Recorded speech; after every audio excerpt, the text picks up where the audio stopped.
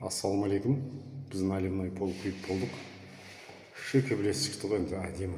Мынау ветонит 40-80 деген наливной полмен мына осындай наливной пол құйдық. Мына Аллаға сансыз шүкір. Жылтырап тұр ғой, прям жылтырап, Аллаға шүкір. Прям это идеальный болды. Шүкір. Енді бұны кебу керек. Біз 2-3 күнге демалысқа кеттік.